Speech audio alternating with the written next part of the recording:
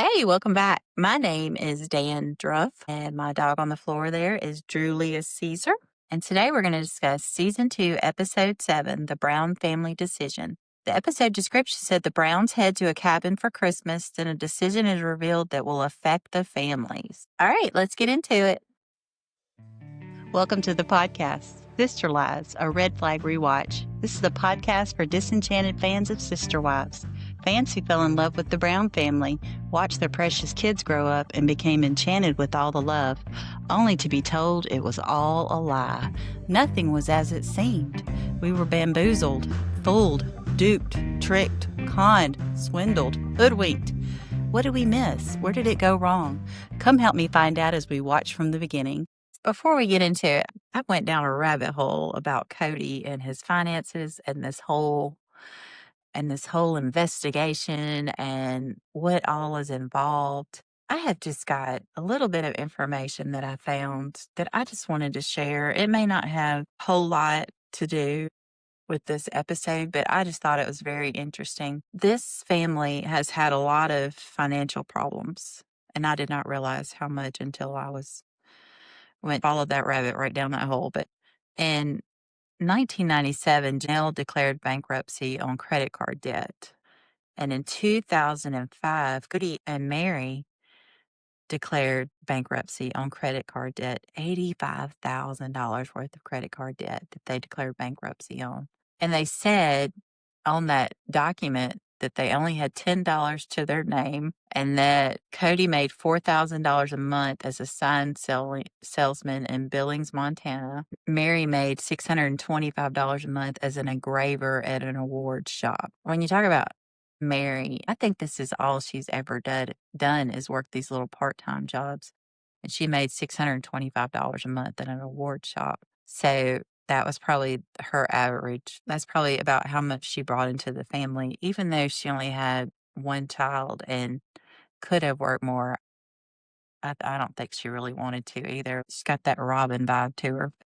Except she did work a little bit and Robyn never worked. And in 2010, the same year that the Sister Wives came out, Christine declared bankruptcy for $25,000 in debt. I just thought that was really interesting that they have had financial issues. And as far as this investigation, they had an attorney that was working for them pro bono. His name was Jonathan Turley. I found this information that said that producers of the show contacted Utah's Attorney General's office before they even started filming, before they even pushed record on their cameras. They were trying to obtain information about if they did this show, what would the legal ramifications be? And they were told that prosecutors had a policy of not pursuing polygamy alone. The last time they did pursue polygamy alone was in 2001.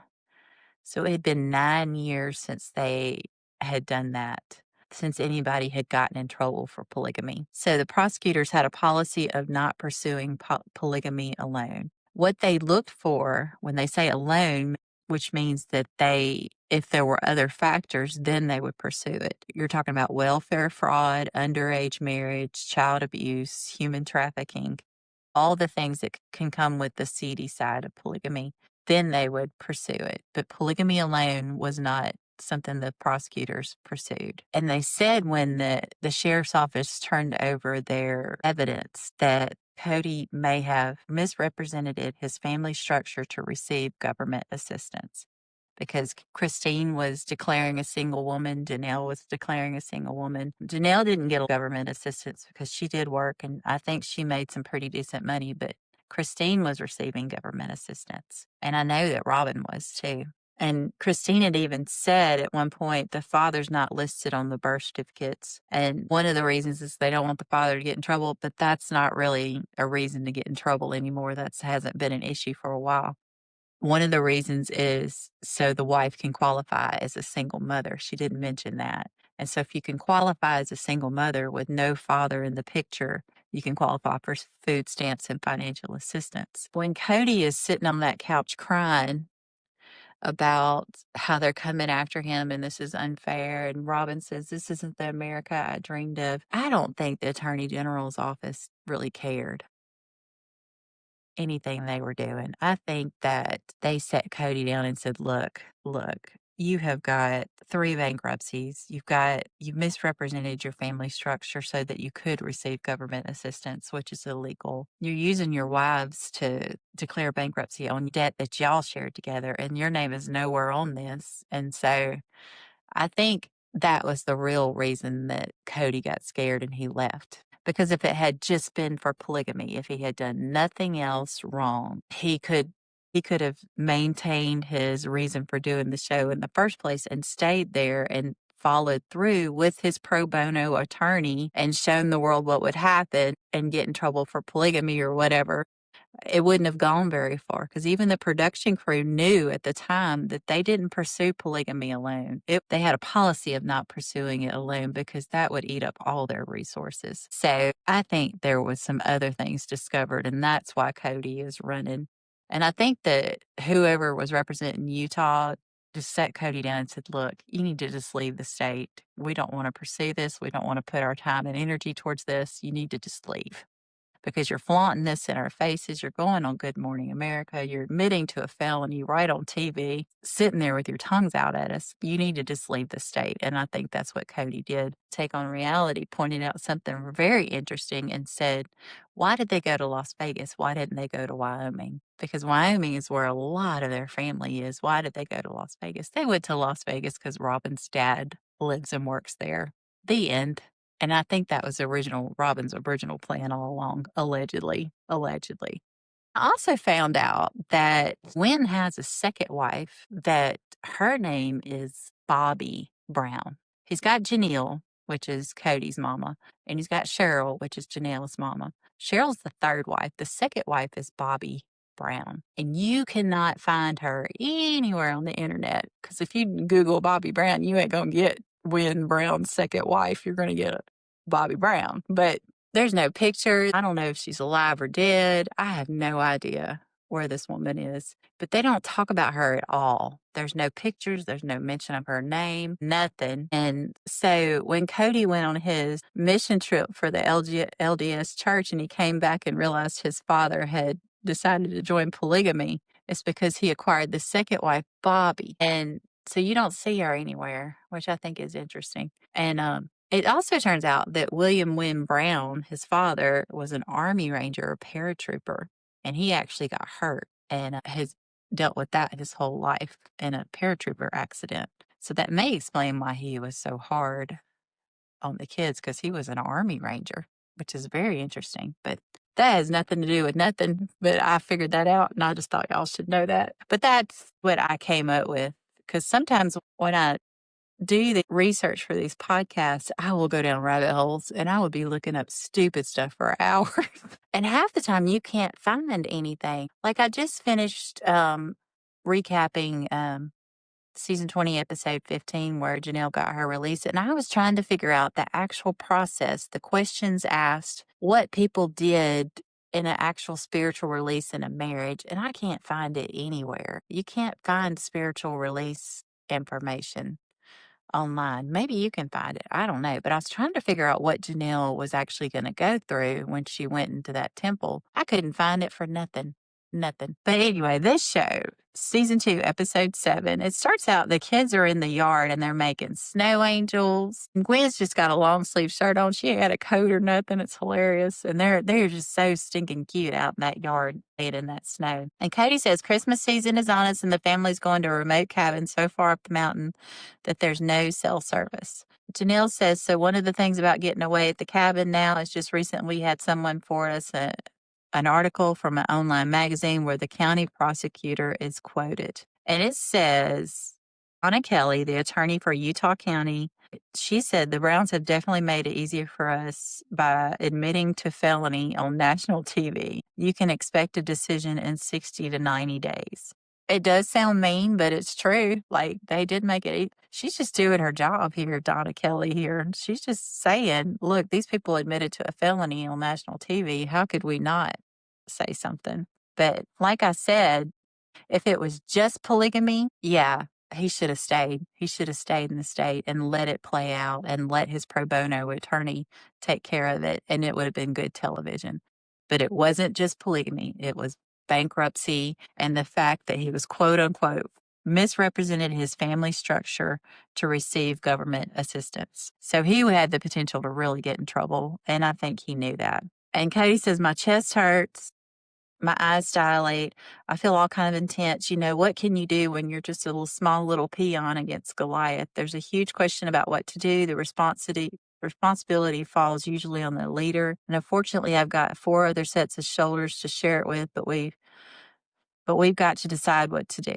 It's Christmas season with a lot of extra stress. And Janelle says, but there's a lot of prep because we have to take everything with us. I mean, we need to take our clothes, the trees, the food. We got to shop for our food. We're shopping for an army. We have to take it all with us. And Kody says, I hope the cabin actually helps us check out from all of this. He is not worried about packing the clothes, the food, the gifts, the tree. He's not worried about that. They'll take care of that. That's just typical. Janelle says, I just want to get the kids out of the environment for the next week or so. We've got some big decisions we got to make as a family. And Kody says, yes, very big. I would think at this time, as soon as they made that decision, they should have called Mona in Las Vegas and figured out their housing situation. But as we'll find out in future episodes, they wait till the very last minute. We're talking 7 days before they're supposed to move, before they're even talking about what they might do or where they might land when they go to Las Vegas. But anyway, it shows Meri and Leon, and Meri's climbing up on the roof. She's doing the lights, and Leon has this awful cough, this a real productive, awful cough. And Meri says, this is a job I've always done. Occasionally the boys will help me with it if they're around, but I like having the lights on the house, so I do it. Guys are supposed to do it, but they don't. And Leon says, that's so sexist. Girls can do anything a boy can do. I have to say, I like being up here. Then she tells Meri that some of these lights are out that we're putting up, and she's like, crap. Christine says, what you don't know is that every year there's a gap somewhere, and she's like, oh, that won't do, and then she'll rehang it. Once they got up there, 2 blank spots appeared. Then Janelle said, well, then the roof got real icy. The weather got really bad, and they didn't want Meri up on the roof after that. And Meri has a sty on her right eyelid. If you look, she's got a big bump right underneath her eyelid there. And you'll see it come and go over the next few episodes, but those styes it's just like a bump in the lid. And they are miserable. I hate that for her. I hate that. So then it goes to the kids are drawing names in the living room, which is a good practice. What they're doing is they're just drawing names for each other. So they'll figure out what kid will get what kid presents. And they really like this. And they've done this for years.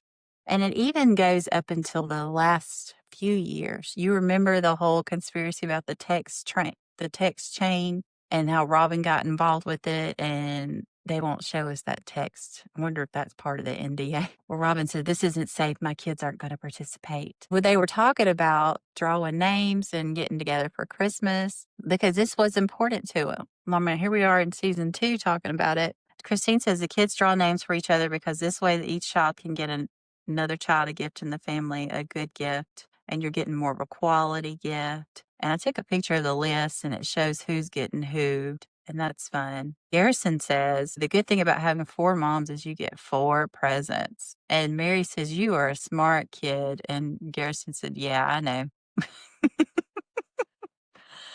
Kody says, with this big family Christmas morning, you can be opening gifts for a very, very, very, very 4 times he says very long time. We have had Christmases where we have stopped and had lunch. When y'all open presents at Christmas, do y'all all open them at the same time, or do you watch each other open them? Because I've always been a fan of everybody should watch each other open the present. Sometimes I've been in a situation where they just hand out all the presents and everybody opens them all at once. And I just don't feel like that's really respecting the gift giver when you do that. Because you kind of have to look around and go, oh, did they get that? What did they think about that? Because they're opening like 6 presents all at one time. That's just chaos, anarchy. So that's probably why it takes so long, is because they're probably opening presents one by one by one. Meri says the Christmas tree light we went to was actually called the Christmas tree light. And Matt, who owns the place, he was so helpful and so friendly. And Matt was kind of cute. So Matt says, what's more important, a tree that lasts long or a tree that smells really good? This is everyone's favorite smell. This is called a grand fir. If you put this tree on the other side of the house, down in the closet, you can open the door and you smell it. Meri says Kody would like that tree. I don't know that Kody would like Matt, but Kody would like that tree. And Matt says, make sure you take the kids over to see Rudolph. And they have a reindeer that they brought in from Alaska for all the kids to see. And they have another tent that just has like purple and pink trees. And Meri says, I want a green tree. They said they were really cool. I've never had anything but a green tree. I don't know. It feels like sacrilegious to have anything but a green tree. But Meri is asking Matt, do you guys have any mistletoe? She is flirting with this man. And Leon is still coughing. Poor child. And Matt says, no, but I'm going to find you some, even if it's just a teeny tiny piece. And Meri says, it was fun to flirt with Matt.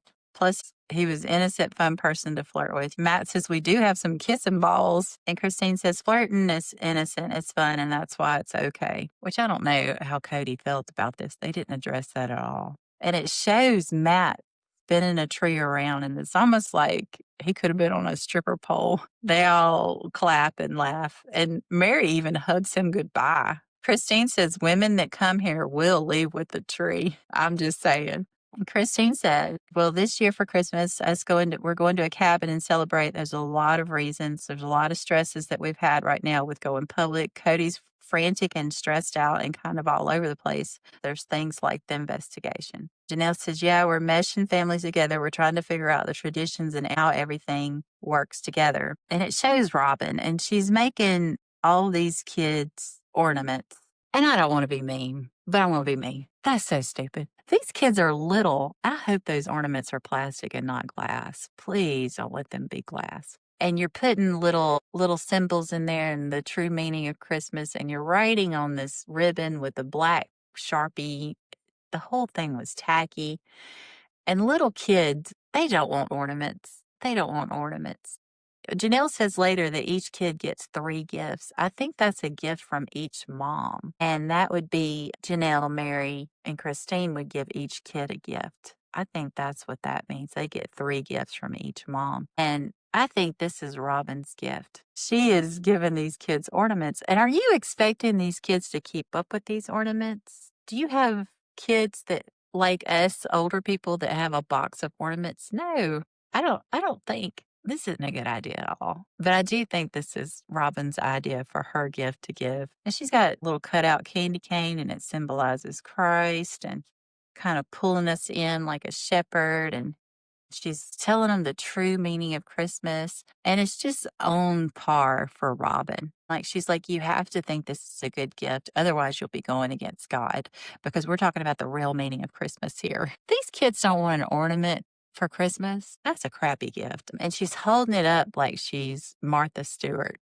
I'm like, it just wasn't a good idea. Janelle says, I have a traditional Christmas breakfast that I do, but really for me, it's just about hanging out with the family. And another thing about Robyn's is, you remember when Kody made that comment, Robyn didn't even get paid that first season. And I think it's because they were paying for Robyn's house and utilities, and Robyn didn't have a job or nothing. And so, of course, she didn't get paid. Of course, she didn't get paid. And she was bringing in debt, and she was putting her bills on the magic bill counter so they would get paid. So, of course, she didn't get paid. So, she probably has no money here. None. Because Janelle says their resources are finite. Like, they are barely scraping by. Robyn, where is Robyn getting her money from? So she probably doesn't even have money to give the kids anything, but you could have come up with something else. I would like make them something like food-wise, like a fancy cupcake or some candy or something a kid would be like, oh, wow, this is great. I remember when I was in daycare, I couldn't have been more than 3 or 4 years old. And this is one of my first memories. My dad had me in a woman's house that she ran her own little daycare, and she handed me a bag of candy. I remember that to this day, holding that little bag of candy. I think it was Easter or something. She gave every kid a bag of candy. I remember my dad walking through the door, and she was giving kids candy as they left, like a little Ziploc bag full of candy. That was like a core memory for me.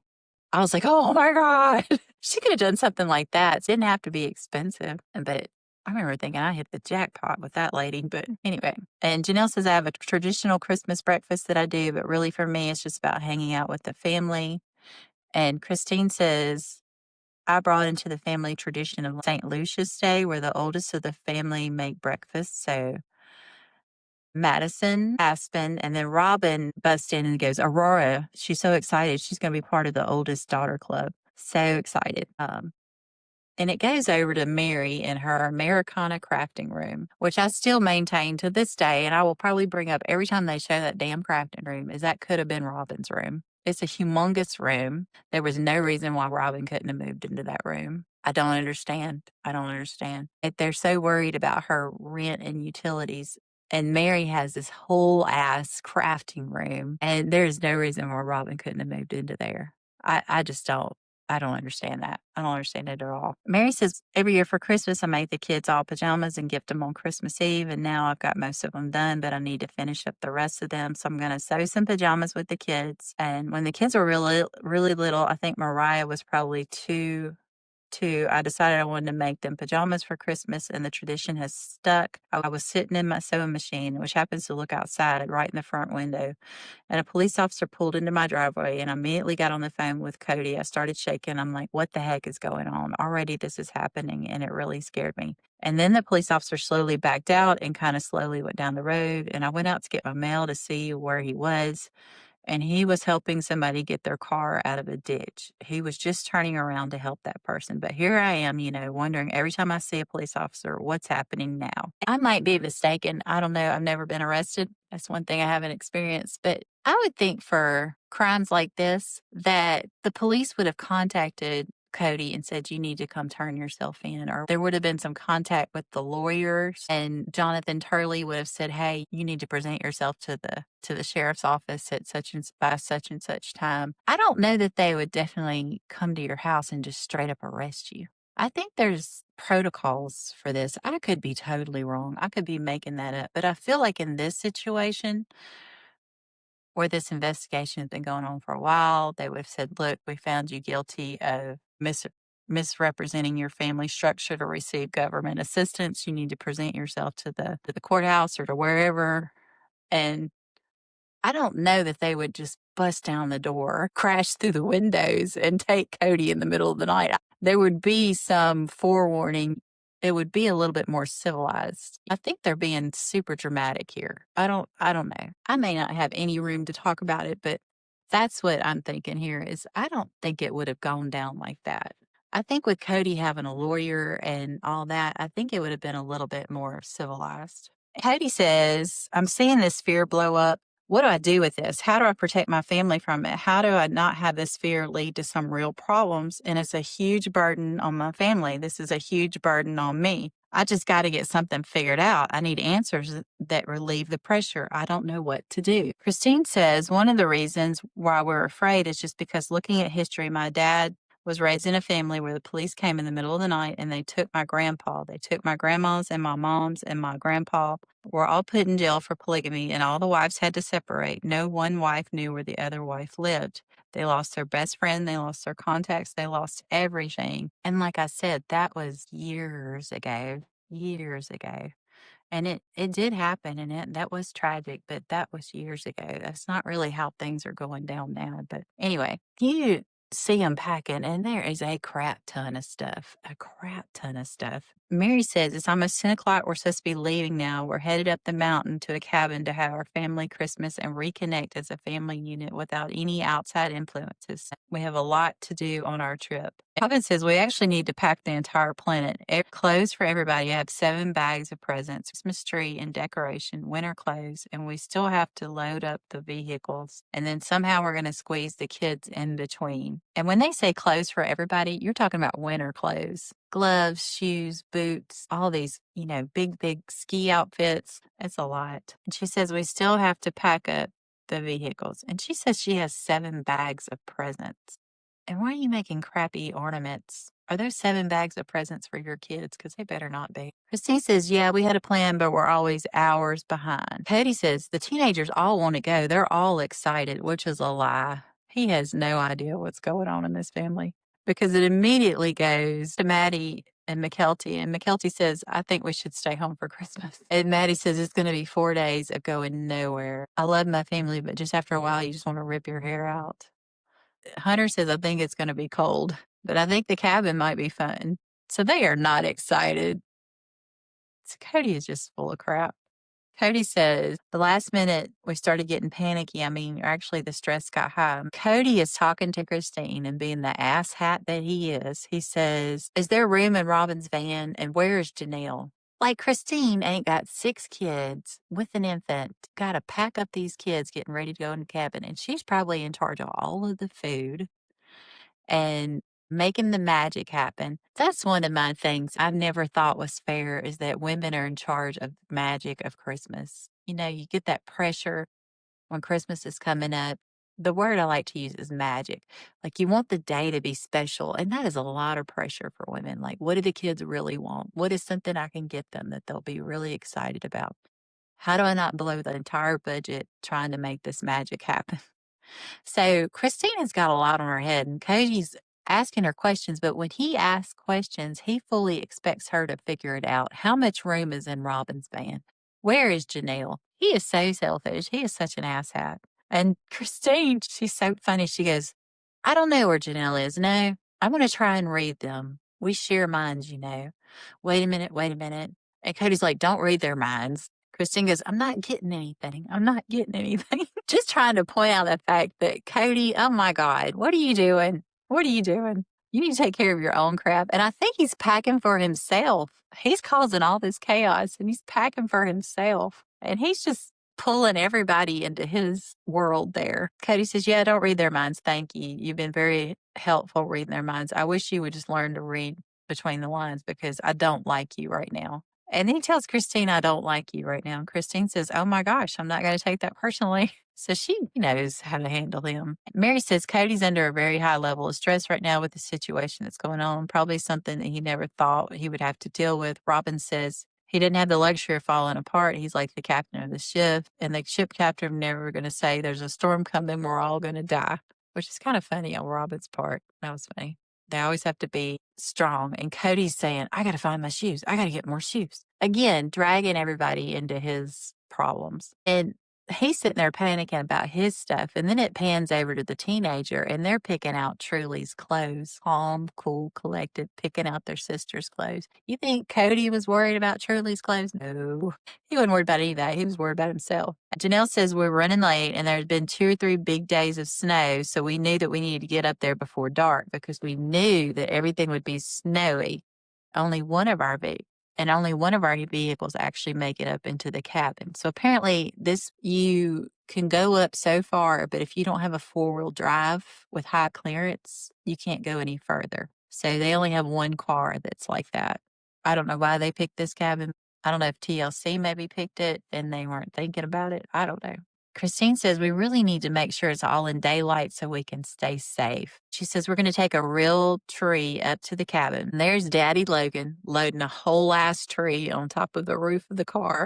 And if you look, Brianna is sitting in the driver's seat. Now, McKelty's sitting next to her, but Brianna is sitting in the driver's seat and she is grinning. She loves that. But I remember my kids when they were little, you'd let them sit in your lap in the driver's seat whenever you were sitting still in a parking lot, like waiting for somebody to come out. And they just loved it. They just thought they were driving, you know. And Hunter, ever the voice of truth. You don't tell Hunter that you're leaving at a certain time because he's going to point out, no, that's a lie. We're not leaving at that certain time. He kind of points out the obvious. They were talking about they were going to go to Wyoming to the ranch and they were going to leave by 4 o'clock. And he's like, yes, probably be more like 6. And it was 6 o'clock.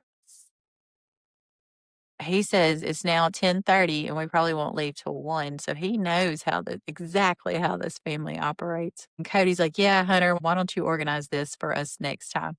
Which wouldn't do any good because nobody's going to cooperate, especially you, Kody. Hunter does like to tell the truth. Remember when he was at that camp? I'm going to bring it up every time I think about it, but he sat there and he was like, I want to go fishing. You said I could go fishing. And those people are over there doing makeup for an hour. Can we go fishing? And they're all like, be quiet, Hunter. You got to be patient. Hashtag justice for Hunter because he's going to tell it like it is. If something ain't fair, he's going to say. But Janelle says, so we finally leave at 2 o'clock. We got 3 hours till it's dark and there was a storm coming. So I'm worried about our kids and how we're going to get them to the cabin before it's dark because it's not very safe. because we knew that everything would be snowy. And I see you can only take 2-wheel drives up to a certain point. And these people, they actually made it to the mountain with no engine blowups or tire blowouts or nothing. They actually made it. It was very, very impressive. I was pretty impressed. They got there and there wasn't one flat tire or engine blowing up or nothing. Janelle says that the roads are really icy. She says it's not even really a road. It's basically like a ski slope. And so they got there in the dark. Good job. And Kody says the 2-wheel drives couldn't make it up the hill, so we ended up taking them back to a base, and I'm going to go back and bring the rest of the family and all the stuff that's in those cars. They had to use one SUV to transport everything in multiple trips, many, many trips. And these people, they just threw random crap in the back of the SUV. You can see like shoes, clothes. They're not in a bag. It's just random stuff just thrown in there with no way to transport them. I mean, these people didn't pack well at all. You see the cabin and crap is just piled up by the door like an episode of Hoarders. Janelle's like, this is making me nuts. But she says at least the kids are in the cabin safe and warm, which is true. She's very practical. Something I've always done when I go on vacation, I've got these black totes, not very big. And each person in our family would get a tote. And on the side of it, I had a label maker. I put their names. If it didn't fit in the tote, you didn't take it. All your clothes and stuff went into your tote. And I had a tote for kitchen and I had a tote for bathroom. And I had a tote for food. And that way you had these uniform totes that they were black, all the same color. Certain things went into each tote. Like when we got to the hotel, you grabbed your tote and you went inside. You would think a family like this would be more organized. They just grab stuff.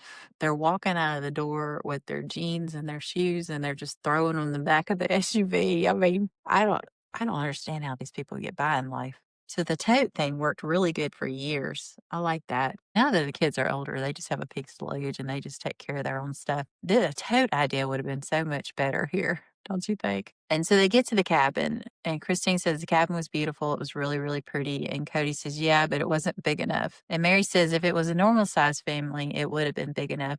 We've got a lot more people than space. And Janelle says it's really dark. There's not a street light. You have your headlights on, and that's all you can see. The roads are icy. It was really cold. Kody's talking about the investigation again, and he goes, I don't know what to do, and I don't know how to deal with it. So I've just got to do whatever I can to protect my family. I have to make decisions that are tough, that a lot of people don't want to hear. I just got to do the best that I can with what I have. And it turns out that they had rented snowmobiles and they were supposed to meet the guy. And Kody says, we're trying to actually get snowmobiles. The guy who's been holding them for us, the rental rep, he's been there all day waiting for us. It's dark now, so we need the adults who are driving snowmobiles to go right now and go get the snowmobiles. This guy is freezing to death. Let's go rescue him. And I bet you this guy was pissed because here's the thing. Meri said that they were supposed to be leaving at 10 and it took 3 hours to get there. So that guy has probably been sitting there since 1 o'clock with those dang snowmobiles, if not sooner, because most people are a little early to their appointments. But they didn't leave until 1:30, which means they didn't get there till 5, which means that it was dark. I guarantee he had been sitting there for 6 hours. And Logan even says it's -7 degrees. That man was out there with those snowmobiles waiting on Kody that long. I mean, I would be pissed if I was that man. Kody says, guys, we got to go get the snowmobiles because we need them tomorrow. And Janelle says, yeah, I stayed with the kids. I wanted to make sure they were fed and warm. So we had to leave an adult behind. So I sent Logan, bless his heart. Poor Logan. Logan goes, it's -7 degrees out there. Kody says we had the managers of the cabin. They dropped us off at the landing area for the snowmobiles. We met Adam Pooley, so he briefs us on the snowmobiles. He probably wanted to murder you, but whatever. And he says, remember, you're riding on snow and ice, so give each other a good distance. I guess if they break real fast, they're going to slide into each other. Janelle says, I'm worried about them because if the roads are really bad, the trails are bad. I hope they're okay. Meri says, so we just really had to take some precautions to make sure we were safe and careful with the snowmobiles. Kody says, the truth of the matter, if you go right, you live. If you go left, you freeze to death. I think he's talking about getting the snowmobiles back to the cabin. He's so dramatic. And he says, we finally got our snowmobiles to the cabin. Everybody was safe and everybody was warm. They decided to get the tree. Meri says got the tree and we decorated it that night. It was a lot of fun. And she says, we still have the investigation kind of weighing on our heads. It was kind of in the back of our minds. The police department did turn over all their findings to the county attorney. And Kody says, you ask yourself, what can I do rather than risk having my family taken away from me or me taken away from my family? What are they going to do? What are they going to do? Well, we don't know. He says, historically, when a family, and he starts breaking down, just crying, semi sobbing. He is very upset. When a family is investigated or prosecuted for polygamy, they break up the family. And so we've decided we're going to move out of the state. We've only told our 4 oldest kids, which was a lie. They told their 5 oldest kids. He doesn't know how many kids he has. They told Maddie, Aspen, Logan, Leon, and Hunter, 5 kids. And so this makes this Christmas kind of an exceptional time for us. I think they're showing the tree and it is pretty. They put an angel on top. And Robyn's smiling. She says, I just thought that, you know what? Nobody can take Christmas away from you. Yeah, they can. You can get arrested on Christmas. Anyway, but no cop is going to climb up that mountain and come get you. So I think that was part of the let's get away as far as we can. We're running away here. So that's it for that episode. And I talk a lot. I talked a lot during that. I'm sorry. But I found out a good bit of stuff while I was researching, and I just wanted to share that with y'all that didn't have anything to do with this episode. But so this is part of the podcast where I come up with my tell-all question, and you see Kody semi-sobbing at the end here about the possibility of being separated from his kids. He is just, you can tell these are real tears. He's very upset here. Now, whether he's upset for himself or what, but he did love those kids and so worried about the kids and being separated. Where did that go? If we could go back to then and go, hey, you're sobbing right now, but do you know that in 15 years, you're going to cut off all contact from your kid? You're not going to talk to any of these kids except Robyn's kids.